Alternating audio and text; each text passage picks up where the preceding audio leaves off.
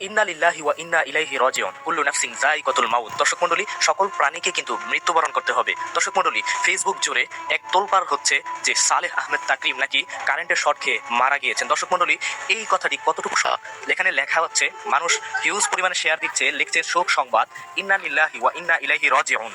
বিশ্ব জয় করা কোরআনের হাফেজ মোহাম্মদ তাকরিম নিজ বাড়িতে বিদ্যুৎস্পৃষ্ট হয়ে ইন্তেকাল করেছেন। ইন্না লিল্লাহি ওয়া ইন্না ইলাইহি রাজিউন। সকলের কাছে দোয়ার দরখাস্ত রইল, মহান আল্লাহ রাব্বুল আলামিন মরহুমকে জান্নাতবাসী করুন, আমিন। দর্শক মণ্ডলী, এরকম কিন্তু একটা পোস্ট নয়, হিউজ পরিমাণ শেয়ার হচ্ছে, সবগুলো পড়ারও সময় নাই।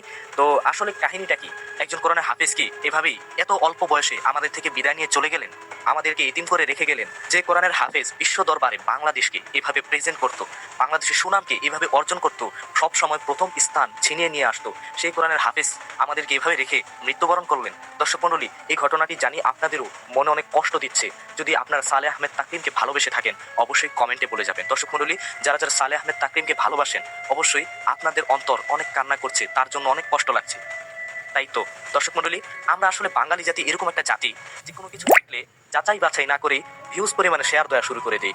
একটা আছে ফেসবুক আইডি, এই আইডি দিয়ে বাস কিছু পাইলেই শেয়ার করে দিই। অথচ রাসূল সাল্লাল্লাহু আলাইহি ওয়াসাল্লাম হাদিস শরীফে বলেছেন, যাহা শোনো তাহা বলিতে থাকা কোনো ব্যক্তির মিথ্যাবাদী হইবার জন্য যথেষ্ট। দর্শক মণ্ডলী, হাদিস দ্বারা বোঝা যায়, আমরা যা দেখি বা যা শুনি তাই যদি শেয়ার করে দেই, সত্য মিথ্যা যাচাই না করে, তাহলে কিন্তু আমরা নিজেরাও মিথ্যাবাদী হয়ে গেলাম।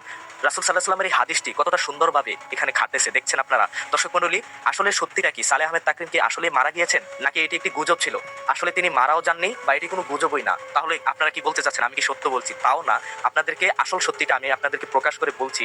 আসল সত্যিটা হচ্ছে, এখানে সালেহ আহমেদ তাকরিম নামের আরেকজন আছে, তার নাম সালেহ আহমেদ তাকরিম নয়।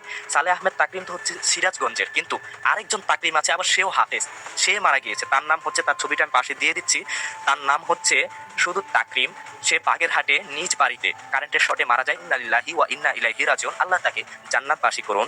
কোরআনের হাফেজ তাকরিমের মর্মান্তিক মৃত্যু, মিডিয়া যখন এটা লিখেছে তখন মানুষ হয়তো ভেবেছে যে আসলেই সালেহ আহমেদ তাকরিম মারা গিয়েছে, কিন্তু না, সেই তাকরিমের ছবি আমি দিয়ে দিয়েছি, এবং যে নিউজের যে পোর্টালে যে ছবিটি আছে, পোস্টটি আছে, সেটিও দিয়ে দিয়েছি। তো আপনারা বুঝতে পারছেন আসলে আমাদের সালেহ আহমেদ তাকরিম এখনো জীবিত আছেন। আল্লাহ তাকে আরো দীর্ঘ নেক হায়াত দান করুক, তিনি জীবিত আছেন। কিন্তু আরেকজন ভাই কোরআনের হাফেজ তাকরিম, তিনি মারা গিয়েছেন কারেন্টের শর্টে ছোট অল্প বয়সে।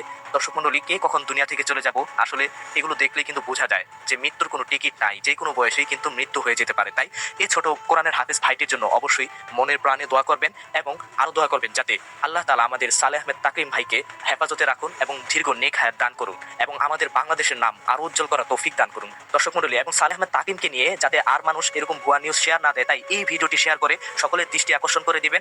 আজকের মতো এখানে বিদায় নিচ্ছি। যারা সালেহ আহমেদ তাকরিমকে ভালোবাসেন, অবশ্যই কমেন্টে বলে যাবেন।